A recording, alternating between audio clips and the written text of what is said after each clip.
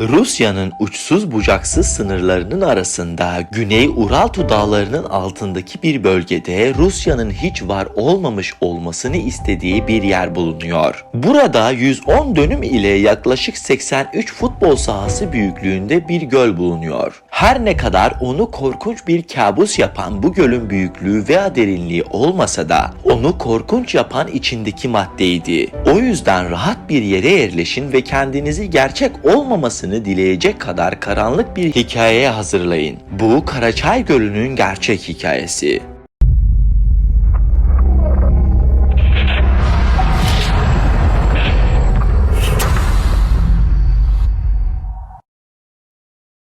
...1945'te ilk nükleer bomba 1. Dünya Savaşı'nda bir silah olarak kullanıldı. Amerikalılar tarafından Japonya'nın Hiroşima kentine atılmıştı. Şehrin 5 mil karesini yerle bir etmişti ve 180 bine kadar insan hayatını kaybetmişti. Onlarca insan saniyeler içerisinde telef olmuştu. Sonraki günlerde ve aylarda ölümcül radyasyonun etkileri yaklaşık 100 bin insana etki etti. Şimdiye kadar geliştirilmiş en yıkıcı silahtı ve bu silah dünyadaki liderlerin dikkatini üzerine çekmekten kurtulamadı. Bunlardan birisi de Stalin'di. Sovyetler Birliği'nin o zamanki lideriydi. Amerika ile rekabet etmeye karar verdi. Herkesin gözlerinden uzak bir yerde bir gizli nükleer tesisin geliştirilmesini emretti. Bu proje nükleer silah yaratmak için gerekli malzemeleri üretmeye yarayacaktı. Projeyi dünyanın geri kalanından gizlemek için sınırlarından ve diğer yerleşim alanlarından yeterince uzakta olan Güney Ural Dağı'nın altındaki bölgeye yerleştirmişlerdi. 1945 ve 1948 yılları arasında Mayak adını verdikleri nükleer tesis Kızıltaş Gölü kıyılarında tam bir gizlilik içerisinde inşa edildi. 12 zorunlu çalışma kampından 70 binden fazla savaş esiri bu muazzam tesisi inşa etmek için getirilmişti. Ayrıca yakınlarda bu yeni fabrikanın 10 bin çalışanına aileleriyle birlikte ev sahipliği yapacak bir şehir inşa etmişlerdi. Bu en yakın Çelyabinsk şehrinden yaklaşık 60 mil uzaktaydı ve böylece sadece posta kodunun son rakamları şehir 40 ile biliniyordu. Hükümet vatandaşlarına harika bir yaşam standardına sahip olacaklarına dair söz vermişti. Şehir ve etraftaki tüm planların gizli tutulması bir rüya gibi geliyordu. Bu teklifi reddeden herkes hassas güvenlik bildirgelerine maruz kaldıkları için doğrudan zorunlu çalışma alanlarına gönderiliyordu. Yani pek fazla seçenekleri yoktu. Şehir 40'ın kapıları gece gündüz korunuyordu. Etrafı dikenli tellerle ve duvarlarla çevriliydi. Vatandaşlara hükümet tarafından özel izin verilmedikçe hiç kimse hareket edemezdi. Kimsenin şehir 40'a girmesine veya çıkmasına izin verilmiyordu. Bunun nedeni Mayak şehri neredeyse tamamlanır tamamlanmaz dünyanın geri kalanının bilmesini istemedikleri bir şey olan plütonyum üretmeye başlamasıydı. Böylece 1949'da Sovyetler First Lighting adı verilen ilk plütonyum bombasına sahip oldular. Bu başarı Sovyetler Birliği çevresinde kurulan ve halk arasında kapalı şehir olarak adlandırılan şehir 40'a benzer şekilde yaklaşık 44 şehirle daha fazla atom silahı yapmalarını istemelerine neden olmuştu. Bunlara bağlı tesisler plütonyum üretiminden uranyum zenginleştirmeye kadar her türlü nükleer araştırma çabasını barındırıyordu. Ancak Sovyetler ilk gizli şehirlerin mucitleri değildi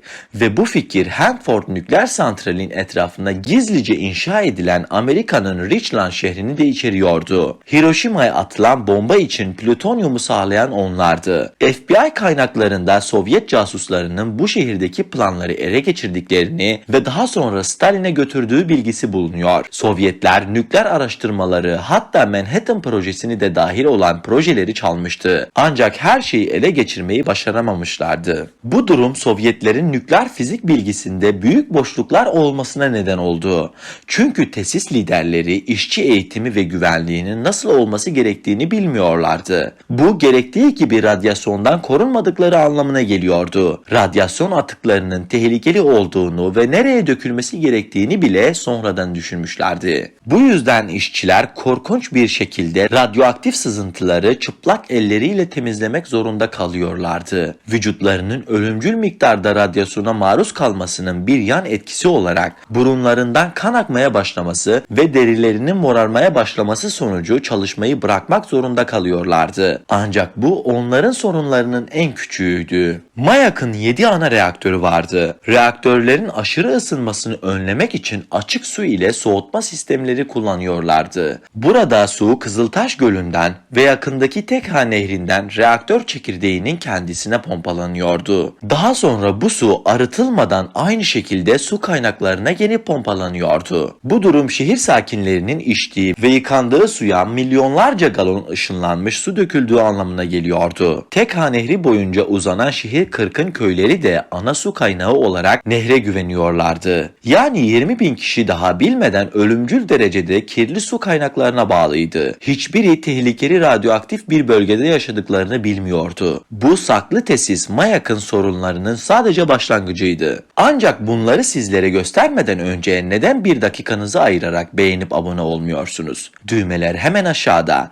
Çünkü sadece bu iki tıklama ayakta kalmama yardımcı oluyor. Hepsi bu kadardı. Harika. O halde devam edelim. Bütün radyoaktif atık ürünlerini depolamak için gereken kapsamlı gereksinimleri göz önünde bulundurmamışlardı. Bu yüzden işçiler yüksek düzeyde atığı seyrelterek Tekha Nehri'ne boşaltıyorlardı. 1951 yılından sonra bunun çok büyük miktarda çevresel hasara neden olduğu ortaya çıktı. Tek çare olarak bütün atıkları durgun bir su olması nedeniyle Karaçay Gölü'ne boşaltmanın daha güvenli olduğuna karar verdiler. 1953 yılına kadar yani MAYAK açıldıktan 5 yıl sonra paslanmaz çelik tanklarında yüksek seviyeli atık depolamaya başladılar. Toplamda bu tanklarda 1.600.000 galona kadar radyoaktif atık tutulabiliyordu. Böylece bunlar yer altına gömüldü ve 5 inç kalınlığında beton bir duvar ile çevrelendi. Ayrıca bir soğutma sistemi kullanılarak serin tutulmaya çalışıldı. Bütün bu unsurlar aktif atığı aşırı ısınmadan korumak için tasarlanmıştı. Veya en azından öyle olması düşünülmüştü. Çünkü ileriki zamanlarda izleme cihazları arızalandı. Bu arıza bölgedeki radyasyon seviyesini yükselttiği için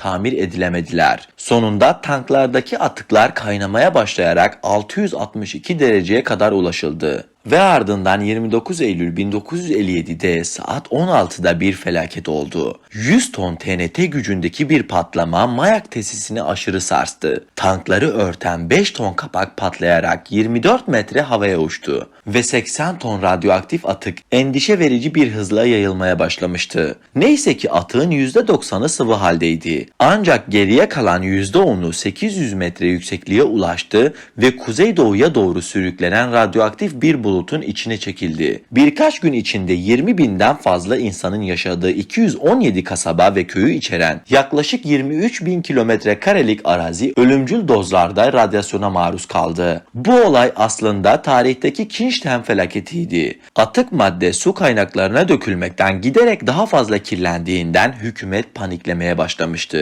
O zamanlar emilen radyasyon miktarı rad adı verilen birimlerle ölçülüyordu. Sadece 5 rad bir kişinin kromozomlarına geri dönüşü olmayan bir şekilde zarar vermesi için yeterliydi. Ancak bu köylerin vatandaşları 300 rada kadar radyasyon dozlarına maruz kaldılar. Bu kemik iliği ve bağırsak yıkımı ile birlikte ciddi radyasyon hastalığı anlamına geliyordu. 10 gün sonra yaklaşık 1500 kişinin yaşadığı bu köyler boşaltıldı. Köyler yok edildi ve yakıldılar. Ancak hayatta kalanlara hiçbir şey söylenmedi.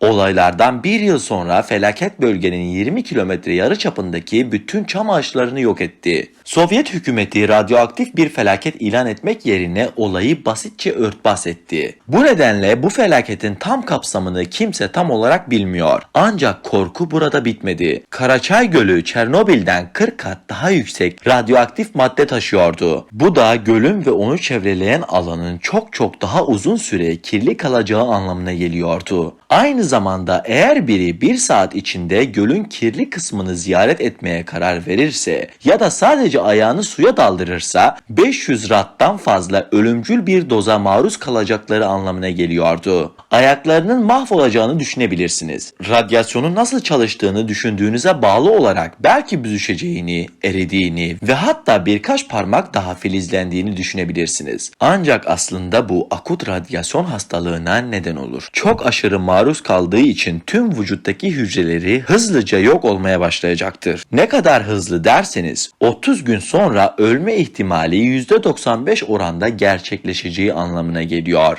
1973'e kadar Sovyet hükümeti kalan tortuların kaynamasını önlemek için göle on binlerce beton blok doldurmak için zorlu bir süreç başlattı. Bu 10 yıllarca bir çalışma anlamına geliyordu. Ancak 2015'e gelindiğinde göl nihayet dolduruldu. Bu süre zarfında Sovyetler Birliği'nin vatandaşlarını tehlikeye karşı uyarmak ve onları güvende tutmak için elinden gelen her şeyi yaptı. Her ne kadar bu olayların gizliliğini korumaya çalışsalar da 1991'de Sovyetler Birliği'nin yıkılmasından sonra şehir 40'ın varlığını yeni hükümet resmen kabul etti ve şehir 40'a Ozarks ismini verdiler. Eskiden burada olan nüfusun torunları orada tekrardan yaşamaya karar verdiler ve bugün sakinler 40'lı yıllarda hükümetlerinin onlara vaat ettiği her şeyi alıyorlar. Şimdiki vatandaşlar çocuklarının ciddi sağlık koşullarıyla doğma olasılığının yüksek olduğunun farkında.